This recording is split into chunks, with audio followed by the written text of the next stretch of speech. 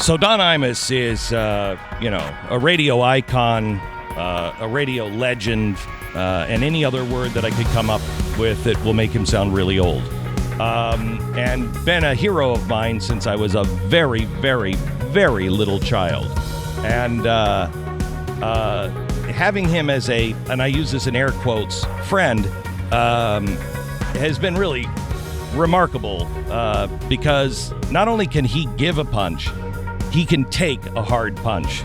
With all of that being said, Don and I will exchange emails from time to time, and there's rarely a nice word said in either direction.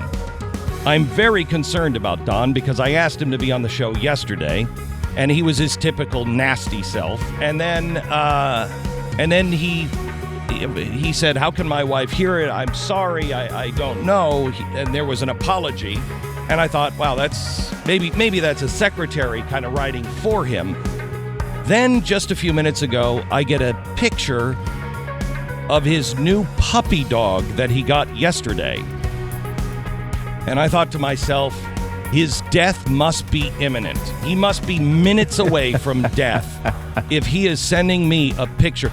If I would have ever sent him a picture of my new puppy dog minutes before we went on the air, I can guarantee you I would have been beaten in the face for an hour. So we're going to check if he's okay, and if he is okay, we're going to beat him in the face for about an hour. Don Imus begins right now. As if it is Don Imus, let's say hello to Don Imus. Let us all pray together in the name of Jesus. Friends, we are gathered here this morning to bear witness to a conversation between one of the great figures in the history of broadcasting and an unwashed member of the heathen flock, Glenn Beck. Dear God, please allow these men to avoid the language of hatred, the language of ridicule, the language of vicious mockery. Lord God, the language of sin. Can I get amen? Amen. Amen. Amen. All right. So how are you, Mr. Beck? I'm very good, Don, and I want to make sure that you understand that I may be avoiding the language of mockery, but I encourage you to engage in the language of mockery. It's what you do. Yes, it is. Yes. All right. Well, how are you? I'm okay until I got the picture of your cute little puppy dog. Oh, what about my dog? My dog will kick your dog's ass. How about that? Your dog has your dog is the typical Don Imus dog. It's got one brown eye, one blue eye. It looks crazy as hell. And Let me tell you what my dog will do. My dog will bite your dick off. How about that? Okay, all right. Okay, Don. Sarah. All right. Please. I don't know if we've edited that now. This is a live program, and we might have people there helping you talk. You have a little layman chorus. Huh? Those fat people who want to be Glenn Beck say, "Oh, well, I'm going to hang out with Glenn in the studio with him, and maybe someday I get to fill in for him." Is that what you have there, like I do? We're definitely fat, but we don't want to be Glenn Beck. I'll tell you that. Yeah. Okay, Don. I may have to retract some of the urging for you to be Don Imus. I had forgotten what Don Imus really was like.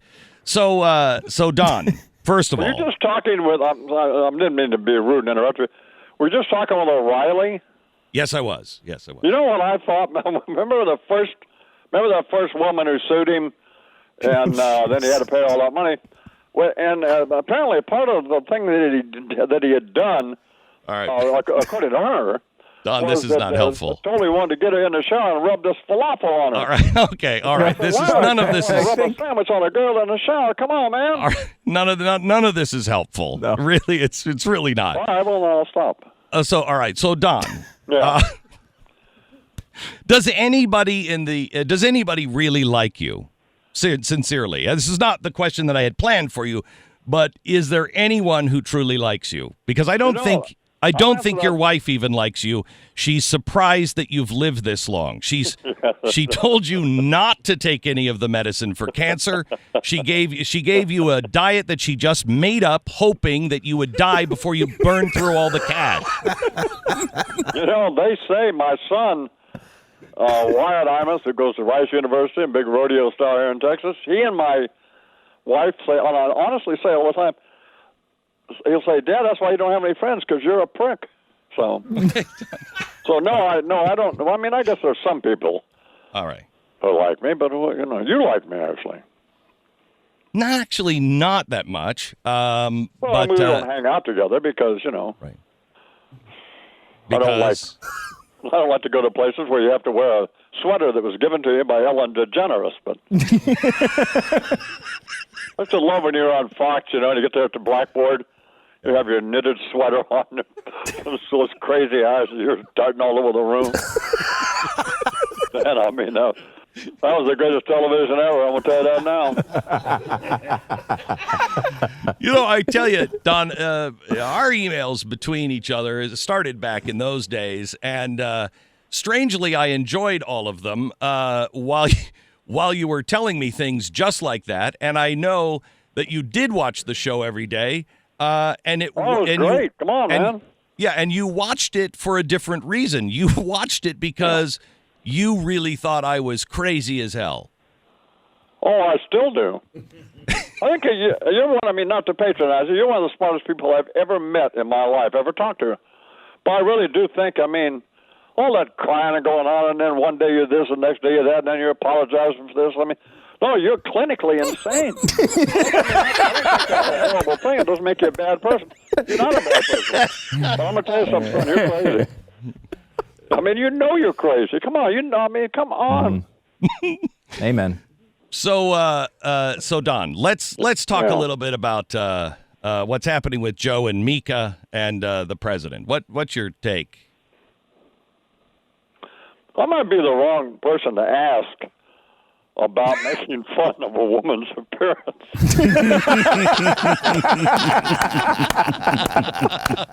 That's a pretty good point. Yeah, that's a pretty good point. That's a very good point. You know, well, he's a little punk-ass bitch. Okay. Scarborough, he really is. He's a coward and he's a punk. He really is. And I work with him now. Well, I mean, I don't know much about her. She seems fine. Can I just hold on? Just hold on for just a second. I need time for the delay. What's the matter with the delay? What are you on? I've had to edit you now live about 3 times. Really? Oh no, he's a punk, Joe Scarborough. Yes. All right. You could say that. Now, someone I don't believe. I believe she could have said about anything to me, and I wouldn't have responded. And I don't think he should have either. And I like him. I voted for him. I'd vote for him again. But I think. Excuse me. Oh my gosh, this is the moment. But I thought he'd be a lot better president than he's been so far. I thought. Well, I don't know. That's what I thought. So but here's the thing. That boy's had a bunch of surgery himself, you know, and that hair of his. I mean, could you imagine what he looks like in the morning? He probably sleeps in one of them big old blousy white T-shirts, and he sweats at night. And he gets up in the morning, got them big old blubber titties and hair, you know, hair hanging down the side of his head. I mean, we're all out of time, aren't we? He's a grotesque figure. Who is he kidding? You can't be talking to me. We're all out of time. Me. All right. He's that's what I like about him. This is the funniest 20 minutes I've ever done on radio, and I have had nothing to do with it. So Don, where does the country go from here? How do we stop this nonsense?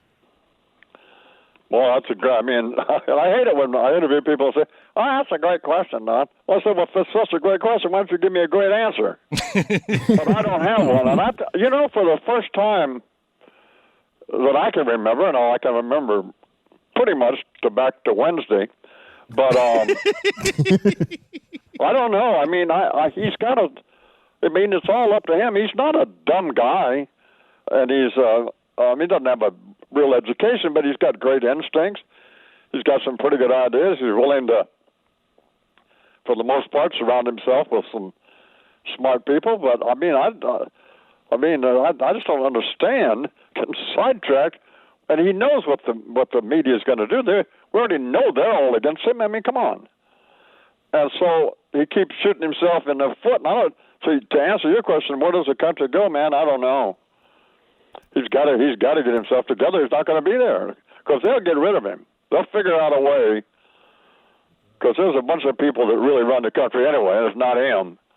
And they'll figure out a way to get rid of him. So I hope they don't. And I think he could. I really do think he could be a terrific president. But there's some psychosis of his that won't allow him to just do what he's got to do. Suck it up, just discipline, and run the country. You've known him for a long time. I mean, at one point you were on the air in New York.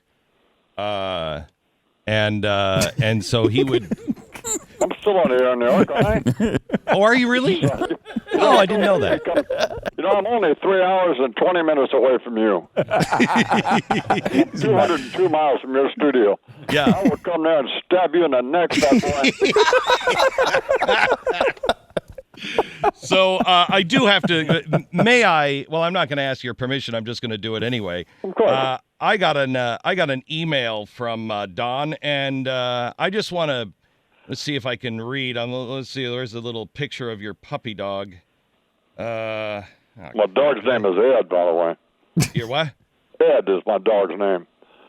Oh my gosh, we care so much. Okay. I know you can laugh now. I'll bring my dog to your house. Now, Lee, you ain't got a dick. What are you going to do then? Right. You got to stop, man.